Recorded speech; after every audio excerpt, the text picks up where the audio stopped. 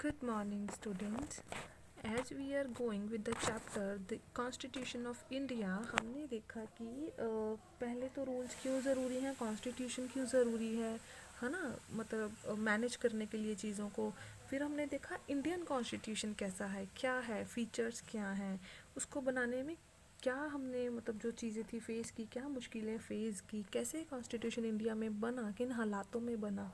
फिर उसके बाद वी हैव सीन कि प्रियम्बल क्या है, मतलब जो फर्स्ट पेज है कॉन्स्टिट्यूशन का, उसके बारे में पढ़ा। फिर हमने देखे की फीचर्स, कि मेन फीचर्स क्या हैं इंडिया के, फेडरलिज्म, सेक्युलरिज्म, ये चीज़ें पढ़ी है ना। फंडामेंटल राइट्स पढ़े थे अभी लास्ट जो आपका टॉपिक रहा है। उसके बाद we are going with the topic directive principles of state policy. ये जो है प्रिंसिपल्स हैं स्टेट पॉलिसी के, ये आपके कौन से पार्ट में आते हैं कॉन्स्टिट्यूशन के? फोर्थ पार्ट में, contained in fourth part of constitution. इसको डीपीएसपी भी हम बोल देते हैं। डीपीएसपी आपके कॉन्स्टिट्यूशन के फोर्थ पार्ट में आते हैं, जैसे फंडामेंटल राइट्स थर्ड पार्ट में आते थे, है ना। Its aim to ensure greater social and economic reforms and serve as a guide to the government to make laws and policies that help reduce poverty in the country. ये किस चीज़ की तरफ M करता है कि ऐसे socio and economic reforms, rules बनाए जाएं जो गवर्नमेंट को गाइड कर सके कि वो लॉ बनाए, ऐसे लॉज बनाए और उनको इम्प्लीमेंट करे जिससे कंट्री की क्या हो, पॉवर्टी कम हो सके। इन्होंने क्या क्या प्रिंसिपल्स आ जाते हैं, क्या क्या चीज़ें डीपीएसपी के अंदर आती हैं? लिवलीहुड, लोगों का रहने सहने का तरीका। Equal pay for man and women, मतलब कोई ऐसे वो ना हो कि ये वुमेन है इसको कम पे मिलेगी, ये मैन है ज़्यादा। इक्वल पे होनी चाहिए। Distribution of wealth for common good, अच्छे चीज़ के लिए डिस्ट्रीब्यूशन हो वेल्थ की, पैसे की। Free and compulsory primary education हो। राइट टू वर्क, हर किसी को काम करने का राइट हो। Public assistant in case of old age, मतलब public assistant, public facilities provide की जाएँ ज़्यादा, किनको ज़्यादा नहीं कह सकते, ओल्ड एज वालों को। जैसे अगर हम लोकल बस में कभी भी वो करते हैं तो आपने देखा होगा वहाँ पे स्पेशली होती हैं सीट्स, होती हैं ओल्ड एज के लिए, ओल्ड एज पर्सनस के लिए। अनएम्प्लॉयमेंट की तरफ ध्यान दिया जाए, सिकनेस एंड डिसेबलमेंट की तरफ ध्यान दिया जाए। ऑर्गेनाइजेशन ऑफ विलेज पंचायत, सभी स्पेशल केयर की जाए किनकी? Economically backward sections of society, जो पैसे में भी कह लो बैकवर्ड सेक्शंस हैं सोसाइटी के, उनकी तरफ ध्यान दिया जाए। These principles have been stated as fundamental in the governance of country, इनको भी प्रिंसिपल्स को फंडामेंटल बोला गया है। Government keep these guidelines in mind while making policies and programmes for the people. जो भी हमने ऊपर चीज़ें पढ़ी, तो ये चीज़ों को ध्यान में रख के ही गवर्नमेंट पॉलिसीज़ बनाती है, प्रोग्राम बनाती है लोगों के लिए। पॉलिसीज़ जैसे ओल्ड एज के लिए पॉलिसीज़ होती हैं, है ना। Read more. Fundamental duties were introduced by the 42nd Amendment in 1976. Fundamental rights पढ़े थे, ये हैं ड्यूटीज़, लोगों की ड्यूटीज़, जो कब ऐड की गई कॉन्स्टिट्यूशन में? 42nd अमेंडमेंट में। 42nd अमेंडमेंट में ऐड की गई 1976 में। They are intended to balance the fundamental rights. ऐसा नहीं है कि फंडामेंटल राइट्स को लेके लोग बहुत ही उस चीज़ का फ़ायदा उठा जाए, है ना। तो उस चीज़ को बैलेंस करने के लिए कुछ ड्यूटीज़ भी बनाई हैं, but they are not enforceable. पर ये कुछ ऐसा नहीं है कि फोर्सफुली आपको ये चीज़ करनी ही मतलब पड़ेगी। ड्यूटीज़ हैं। एक तरफ तो मैंने आपको पूरी आज़ादी दे दी, आपको राइट्स दे दिया, आप क्लास में ये करो, वो करो, ये करो, बट स्टिल दूसरी साइड मैंने कुछ ड्यूटीज़ भी रखी जिनको आप ध्यान में रख के ही काम करोगे। अगर वैसे करोगे तो उस चीज़ का मतलब नेगेटिव इम्पैक्ट भी जा सकता है। Here is a presentation you can read. Now next we are having practice zone 3. इसमें स्टूडेंट्स क्या है, जैसे हमने फंडामेंटल राइट्स पढ़े थे, वो राइट्स लिखे हुए हैं, उनकी एक एक एग्जांपल आपको लिखनी है। वैसे मैं प्रोवाइड कर रही हूँ ये आपको पीडीएफ के फॉर्म में सारे प्रैक्टिस जोन के आंसर्स, बट स्टिल अगर आपके माइंड में कोई अलग एग्जांपल आती है तो you can write here. Experiment in other democracies. अभी हमने ये तो देख लिया कि इंडिया को डेमोक्रेटिक कैसे बनाया गया, कैसे इंडिया का कॉन्स्टिट्यूशन तैयार किया, उसको डेमोक्रेटिक बनाया, है ना। अभी हम देखते हैं बाकी कंट्रीज़ के एक्सपेरिमेंट कि उन्होंने डेमोक्रेसी के लिए क्या कुछ किया। Let us try and understand how Nepal has traveled from monarchy to democracy. मैं आपको बता देती हूँ इसमें क्या है, आपको श्योरली ये रीड भी करना है लेक्चर सुनने के बाद पूरा चैप्टर पीडीएफ से। क्या यहाँ पे बता रखा है, यहाँ पे हमें दिया है कि कैसे नेपाल मोनार्की होता है जहाँ पे एक ही किंग रूल करे बस, चाहे वो ऐसे फैसले ले चाहे वो इंसान के हक में मतलब सिटीजन्स के हक में हो या ना हो, है ना। मोनार्की से कैसे डेमोक्रेसी पे आया। Nepal is a country that borders India on the north. Nepal India के साथ नॉर्थ में बॉर्डर शेयर करती है। नेपाल में मोनार्की थी। इसमें बता रखा है 1990 में जो अथॉरिटी थी पूरी की पूरी जो पावर थी वो किसके हाथ में थी, किंग के हाथ में थी। लोगों ने इस चीज़ के लिए लड़ाई लड़ी एस्टैब्लिश डेमोक्रेसी को एस्टैब्लिश करने के लिए, और 2006 में they were finally able to put an end to monarchy.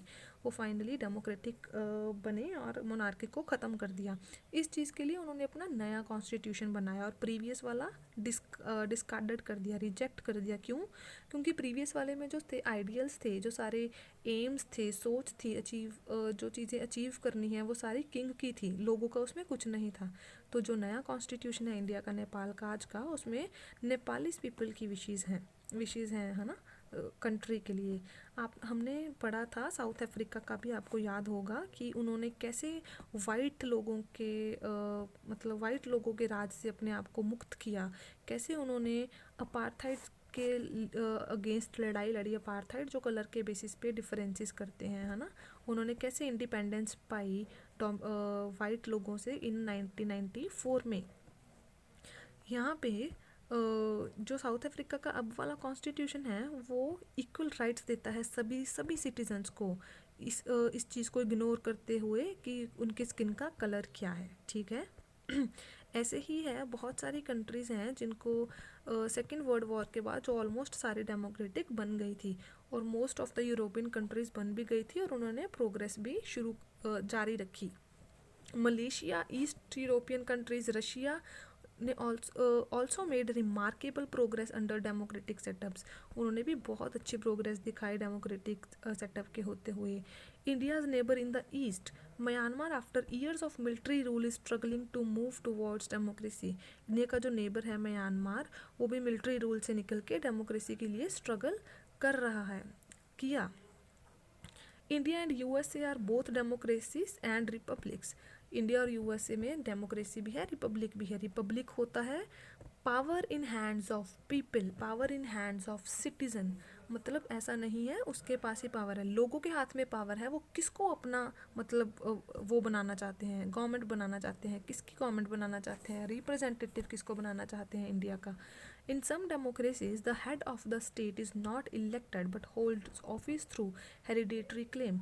कुछ डेमोक्रेसी में क्या है कि जो ऑफिस है, मतलब जो कोई पोजीशन है गवर्नमेंट की, वो हेरिडेटरी है। अगर मतलब मेरे फादर रहे हैं कुछ, कोई ऑफिसर रहे हैं, तो आगे उनकी जगह पे मैं ही बनूंगी या मेरा भाई बनेगा।